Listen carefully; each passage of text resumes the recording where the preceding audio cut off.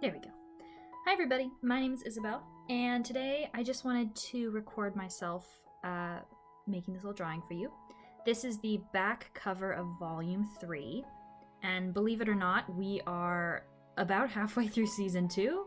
When I put it in page formatting, we already have over 150 pages of Season 2, which means I need to start preparing it for the paperback version, since those are usually around 150 pages long. So I didn't have an image planned out. In both of Volume 1 and 2, I used an image that already existed. And this time I didn't have one that really fit what I wanted, so I decided it was time to make a new one. And what better than showing the whole gang?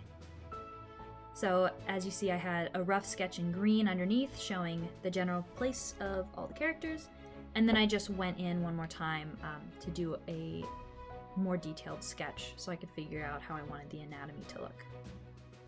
And you can see I'm resizing everything because I'm really bad about that, and I always make the heads way too big, and I always make the arms or the legs way too long, or one character significantly bigger than the character they're next to.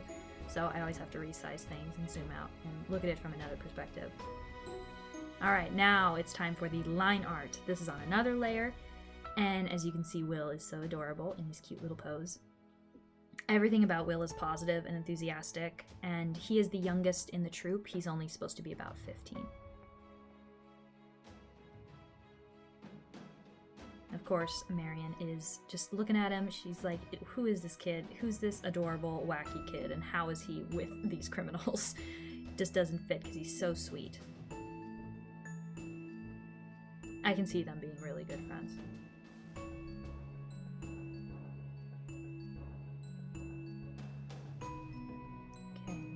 We're going to move on to Taypan.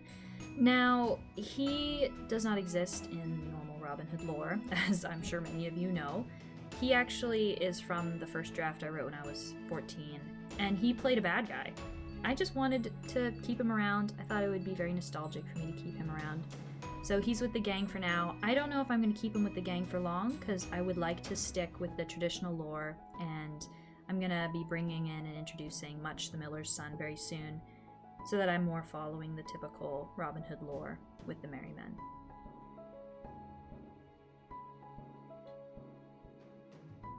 Fixing up all the details. Robin's perched because, come on, he has to be. He has to be perched. Also, how many of you noticed that in like the majority of Season 1 you never see him carrying his bow unless he's using it? Yeah, I make sure he's always has it on his person now. It just makes more sense. The continuity errors are insane, but it's fine. Hands, oh my god. There we go.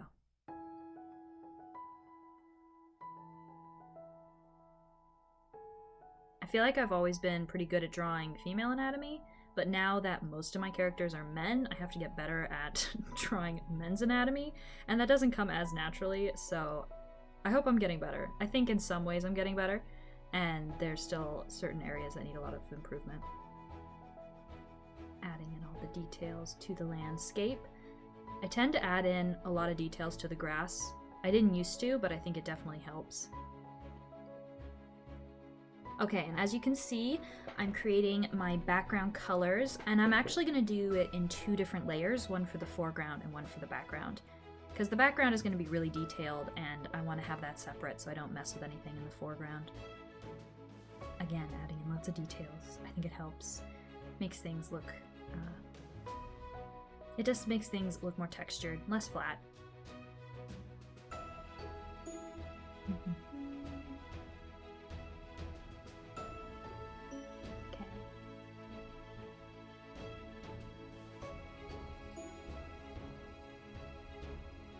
Adding the little tree textures. And I need to fill in all the leaves. Takes forever to draw trees with individual leaves. I usually just draw a little lump on a stick.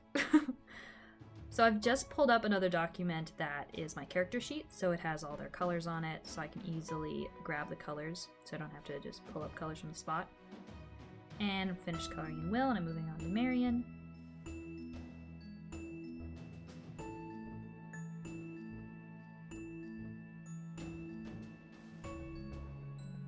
fixed up something I thought was wrong with her hairline. And then I gotta pull Taypan's tattoo, which I've kept on hand. How many of you have not realized that Taypan, like that, it's a snake, and he's got a snake. He's a snake.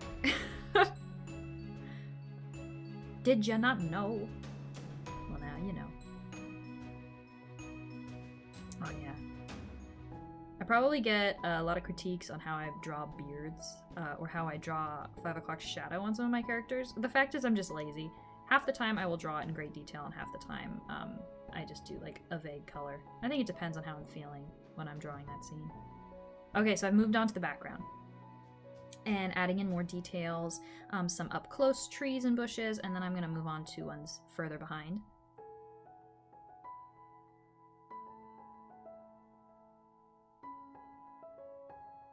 Doing little shrubs in the front. Most of you will recognize that in season 1, I did a lot of copy paste. Like I saved a bunch of plants and then I would just copy and paste them in the background to save me time. I'm not doing that anymore. I'm actually putting in a lot of effort into making each of the backgrounds unique. So I almost never copy and paste. You'll see some of the common plants every once in a while, but I really am trying to draw them now.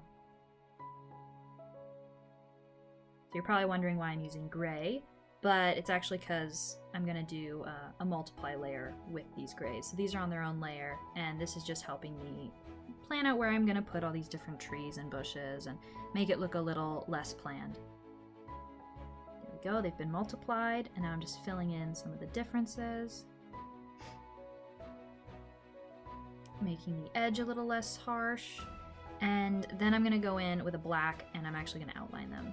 I thought it would be fine without an outline, but seeing it from a distance, I realized I really wanted that detail. So I went back in and just added some shrub to it. Made it look a little more bushy.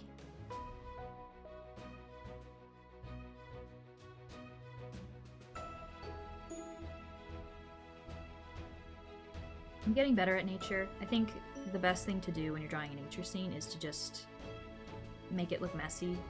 Nothing is going to be straight, nothing is going to be organized, it's just going to be really busy. Alright, so I clean that up, trying to make the foreground stand out a little bit, and making those plants in the far background a little more detailed, and contemplating clouds, but changed my mind. I'm just making, let's see, adding some tree details. And then I just smoothed out the transition. Oh yeah, I thought about adding a stream. Did not. And after that, I ended up figuring out where I wanted to place the words, because I need text in the background. And after I figured out where to place those words, I wrapped it up and it was all good to go. So thanks so much for joining me. I hope this explains my process, and I'll see you next time.